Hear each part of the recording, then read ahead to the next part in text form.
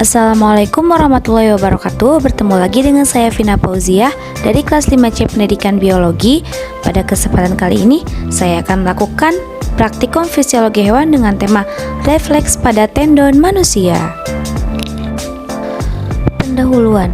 Jaringan saraf merupakan komunikasi yang terdiri dari jaringan sel-sel khusus dan dibedakan menjadi dua sel, neuron dan sel neurologia. Sel neuron adalah sel saraf yang merupakan suatu unit dasar dari sistem saraf. Sel ini bertugas melanjutkan informasi dari organ penerima rangsangan ke pusat susunan saraf dan sebaliknya. Sel neuron terdiri atas 3 bagian. Yang pertama, badan sel yang mengandung nukleus dan nukleolus serta berwarna kelabu. Yang kedua, dendrit merupakan lanjutan plasma yang berfungsi menyampaikan input saraf informasi menuju badan sel, dan 2 akson berfungsi meneruskan informasi dari badan sel ke sel lain. Alat dan bahan. Alat, handphone, senter, kursi, barang berat atau dompet, dan bahannya anggota tubuh praktikan sendiri yaitu mata, lutut, mulut, telapak tangan, dan telapak kaki.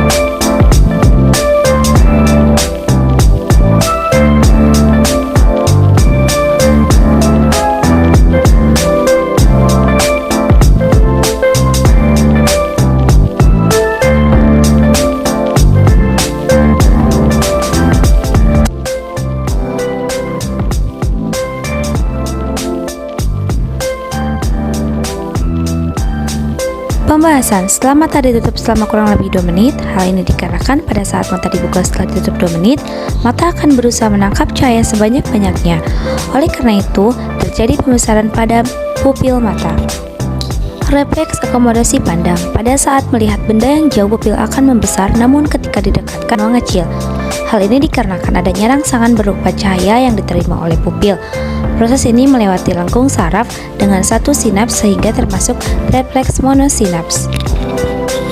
Refleks pada pupil secara tiba-tiba. Pupil akan mengecil ketika disinari lampu cahaya pada handphone. Hal ini dikarenakan pupil berusaha meminimalisir cahaya yang masuk sehingga terjadinya pengecilan pupil pada mata. Refleks bersin. Pada saat bersin akan terjadi batuk serta kedua telapak tangan akan menutup wajah dan bahu menunduk. Hal ini dikarenakan refleks dari saluran pernapasan yang digunakan untuk membersihkan saluran napas atas dan respon mekanisme pertahanan saluran pernapasan atas. Refleks telapak kaki. Pada saat telapak kaki digelitiki, maka jari telapak kaki akan bergerak. Hal ini dikarenakan berkaitan dengan kerja saraf parasimpatis. Refleks pada patella. Pada saat kaki dipukuli, kaki akan bergoyang ke depan. Hal ini dikarenakan adanya kerja dari musculus quadriceps femoris yang menyampaikan impuls sensori ke cerdas finalis dan menghasilkan impuls berupa kontraksi otot. Pada saat diberi perlakuan dalam keadaan kaki terjunta bebas dan pikiran rileks, terlihat adanya goyangan kaku ke arah depan yang merupakan refleks stretch. Refleks menelan.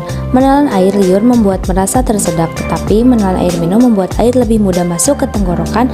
Hal ini terjadi karena air liur sedikit lengket, seperti gel, dan sangat sulit untuk ditelan. Selain itu, air liur terlebih dahulu harus diproduksi oleh kelenjar di dalam mulut, sehingga membutuhkan waktu untuk menelan dengan cepat. Air minum berbentuk cair, jadi bisa langsung ditelan. Refleks pada telapak tangan. Pada saat dijatuhi benda yang berat, tangan akan menghindar. Hal ini dikarenakan terjadinya gerakan refleks yang disebabkan oleh sistem saraf parasimpatik. Kesimpulannya adalah gerak pada umumnya terjadi secara sadar, namun ada pula gerak yang tanpa disadari, yaitu gerak refleks. Gerak refleks adalah gerakan yang tidak sadar yang timbul karena adanya gerak refleks ini. Ada yang monosinaptik multipolar neurons dan ada juga polysinaptic bipolar neurons. Gerak refleks berjalan sangat cepat dan tanggap terjadi secara otomatis terhadap rangsangan tanpa memerlukan kontrol dari otak. Mekanisme gerak refleks berawal dari adanya rangsangan. Lalu rangsangan tersebut dihantarkan ke dalam neuron sensorik, setelah itu ke sumsum tulang belakang, ke neuron motorik, seterusnya ke faktor dan menghasilkan tanggapan dalam bentuk gerak. Dicukupkan sekian video praktikum dari saya, mudah-mudahan ada manfaatnya. Wassalamualaikum warahmatullahi wabarakatuh.